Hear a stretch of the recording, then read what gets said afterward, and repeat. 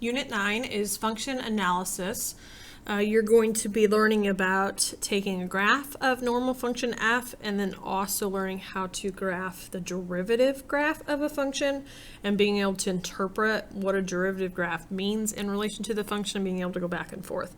I'm not going to lie, this stuff always kind of hurts my head. I feel like I have to be in the right mindset to get it, and it's not something that takes a lot of math. It's more understanding what the graph means, which I struggle with personally. I'd rather have some algebra to solve, but we'll make it through. All right, so 9.1 is determine function features. This one's simple because all of these graphs are just of a normal function called f. No derivative right now. But we have to know these features so that we can use them in the future. Number 1 says determine the absolute maximum value of the function f shown below in the interval -9 to 9. So a couple things. When they give you an interval like this, these are the x values. It has nothing to do with y's. These are the x values. If they use brackets, that means it's a closed interval. Closed interval means that the endpoints of this from x is -9 and x is 9 will be closed points, meaning that is a point there. If they were to give you parentheses, say on this one, that's your interval. That's called an open interval, where see we have open circles when x is -9 and 9. Points don't actually exist there. So when we're doing an absolute maximum, that wants a y value. So you're looking for the highest point that you see. It could be at a peak or a hill, or it could be at an endpoint if there's a point there, if it's closed. If it's open, then no. So the highest point this has would be 7. If this were open, then actually our highest point would be 4. All right, number 2 is determine the absolute minimum value. It's kind of what we talked about, the lowest it ever goes. Even if this were to go down lower, because it's an open point, that doesn't count. So the lowest it ever goes would be -3. Okay, then we need to know about increasing and decreasing intervals.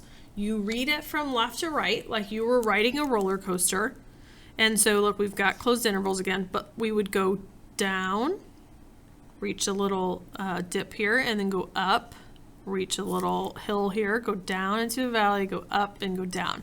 They want intervals where it's decreasing. So that would be this piece to here, then we go up, this piece to here, and then we go up, and this piece to here. So now our question is, how do we write that as intervals? Well, it has to be the x values. They don't care about the y's in this case. They just want x's.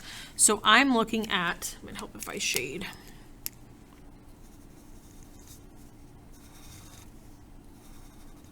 I'm looking at the interval from -9 to -6.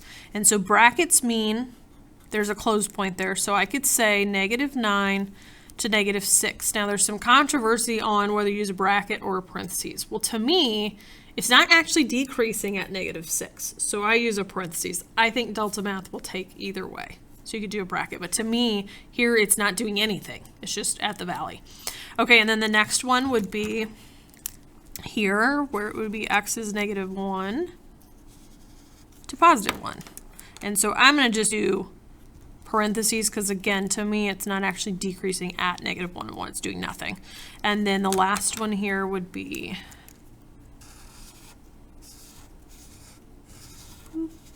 from 5 to 9.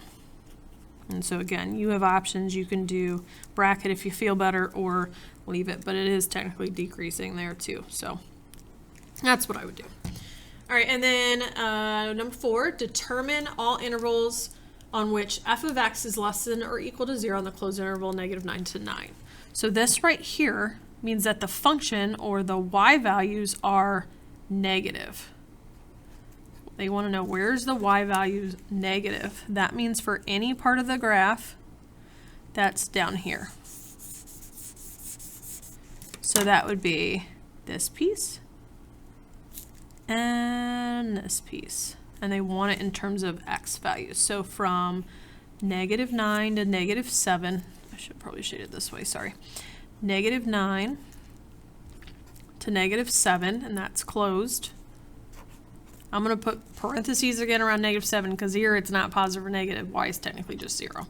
And then from 2 to 7, and then parentheses around those as well. So if you want to know where y's positive, that would be above the x-axis. All right, and then number 5, determine all x values for which the graph of f has a relative extremum on the open interval. Relative extremum, or extremum, maybe is how they say it, is like a min or max. It's not the absolute where it's the highest. So for example, this point right here would be an absolute max. We don't care about that so much. We care about where are the hills or the valleys. Where is it a higher low point compared to the points just right around it? And so like riding a roller coaster, those are the fun parts of the ride, right? So we can't use an end point because that we can't even see points around it on the left. So we don't worry about that. But here, that would be a relative max because it's higher than everything around it. And then we go down. This would be a relative min because it's a low point. This would be actually an absolute max, but we'll just call it a relative max. And then this would be a relative min. And again, we can't use the endpoint. So that would be at x is -5, 0, 3, and 5. And then number 6, determine all x values for which the graph of f has a horizontal tangent line. So think tangent lines are that instantaneous slope. So that would be at any kind of min or max. And actually right here too, because see how that line flattens out. So that would be at -5, x is -1, x is 1, and here at x is 4.